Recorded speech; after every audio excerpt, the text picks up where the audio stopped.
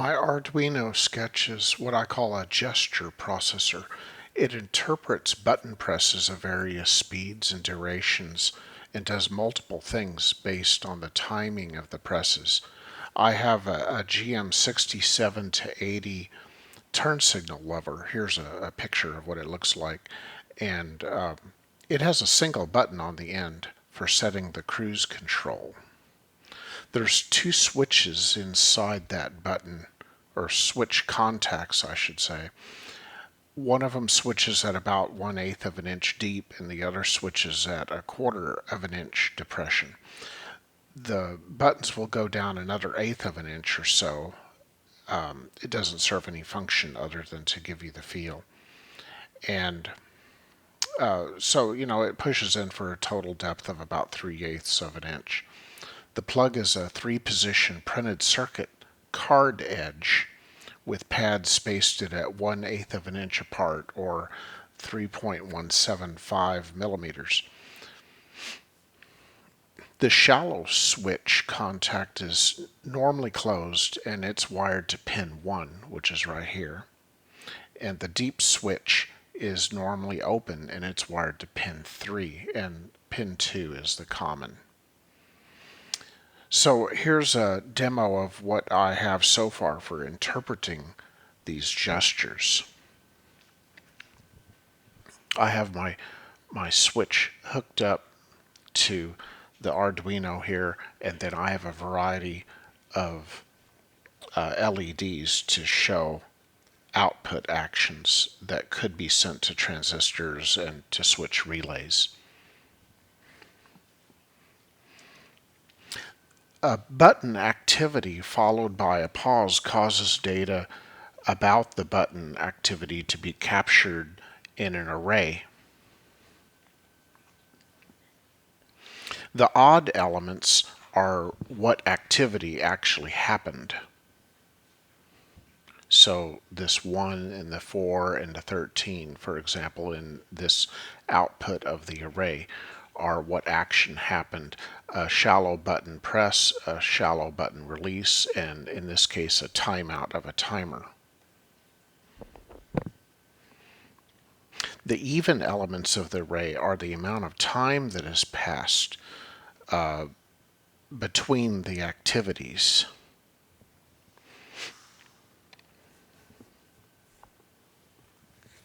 It's expressed as a percentage compared to the longest activity. In this case, the longest activity being how long the button was depressed. Once this collected pattern is captured in the array is compared with a bunch of patterns that I have put inside the sketch that indicate different things that I'm going to be on the lookout for. Like, for example, a slow press and hold, a fast press and hold. These activities of switching the button kind of remind me of Morse code, so I use language like, dit dit da and hold, or just a dit by itself, or a dit dit, 2 fast presses. And here's the patterns that were associated with it.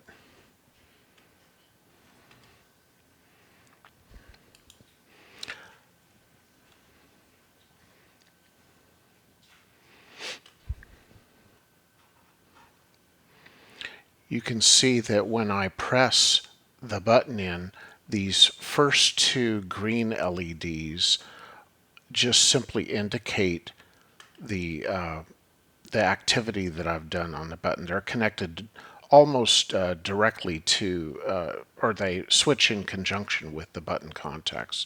So they're not actually outputs.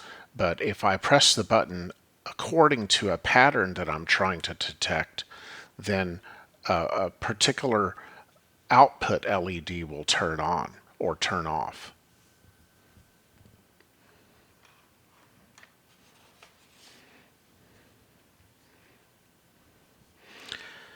So I had an idea of making sure that the switch could still be used with an actual cruise control for when I get a cruise control on my truck. And I had the intention of passing through the controls while also allowing other patterns of button presses to do things that I want to do that are unrelated to the cruise control. A slow press activates two outputs. That one output represents each of the two depths of button depression. So that way when I release it slowly to engage the cruise control, it will work. The GM 67 to 80 cruise control requires, it doesn't really matter how fast you push in the button, but it does require the button to be released slowly.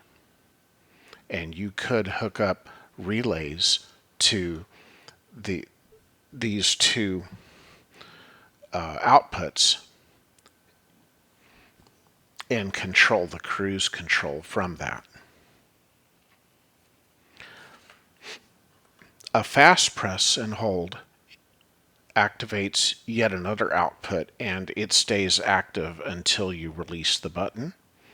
And a fast press and release followed by a fast press and hold activates yet another output.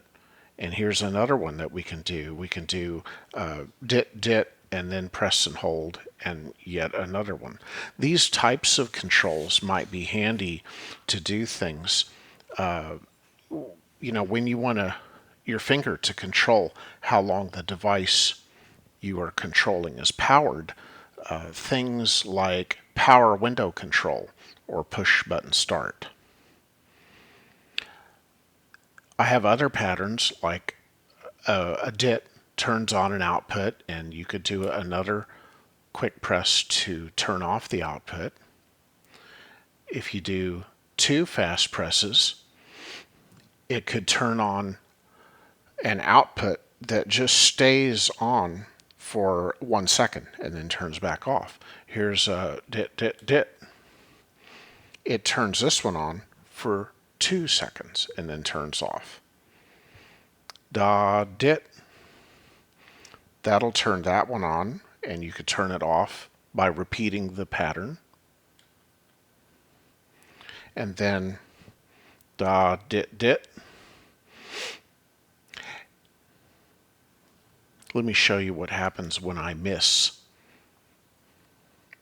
right down here in the output. If I type in a pattern that doesn't exist, that the sketch is not on the lookout for, it doesn't do anything with any of the outputs, but it does show you the array. So if you wanted to improve the sketch to recognize a new pattern, you could just simply capture this and copy and paste it into the code. So let me try that again. Da, dit, dit. There, I got closer to the pattern, and so it accepted it.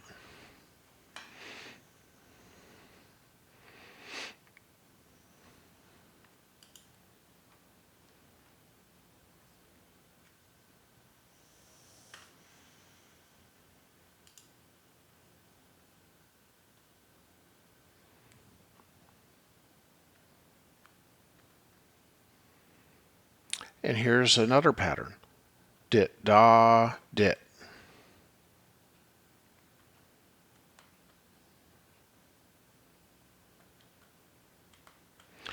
You can kind of get the idea that the more complex the pattern, or mixing long presses with short presses, is slightly error prone. So you probably wouldn't want to make things that are extremely necessary to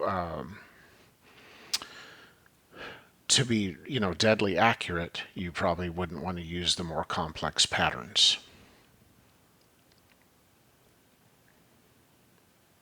There is a setting for the amount of error in the sketch.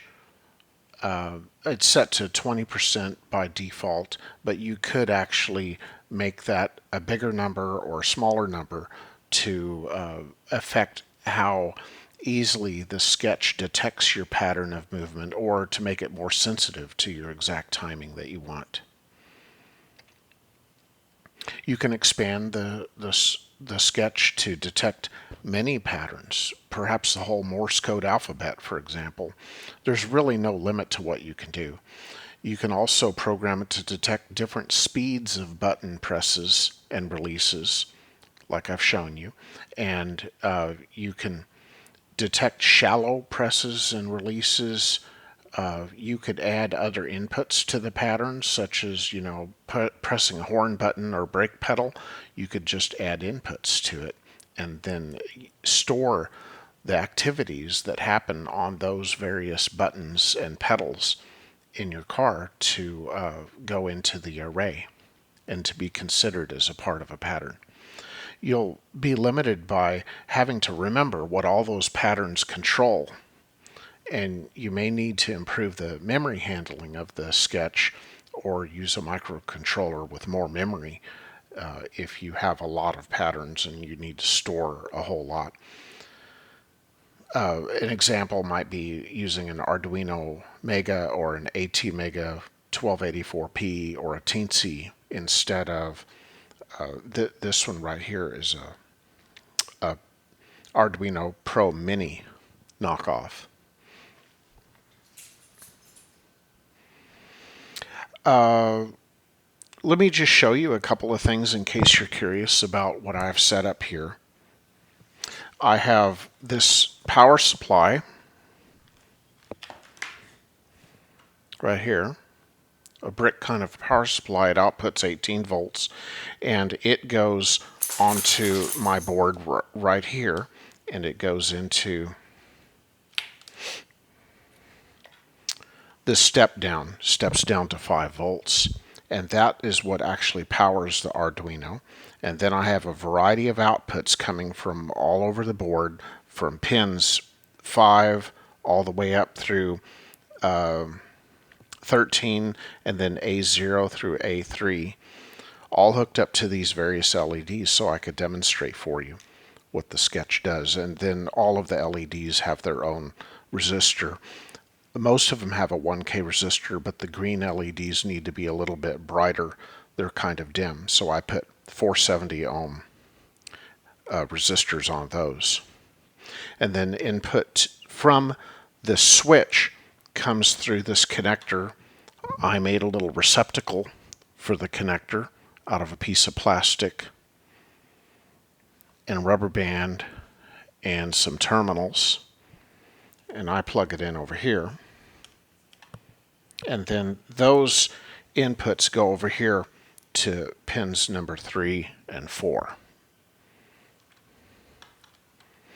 And finally, this is my FTDI type device that I use to interact with the Arduino. This is a Bluetooth board because I want to have freedom of not using a cord between my computer and the Arduino, so I can upload the program, or I can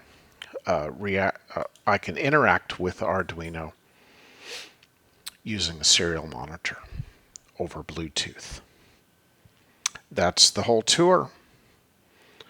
Feel free to enjoy and modify and improve the sketch. Bye.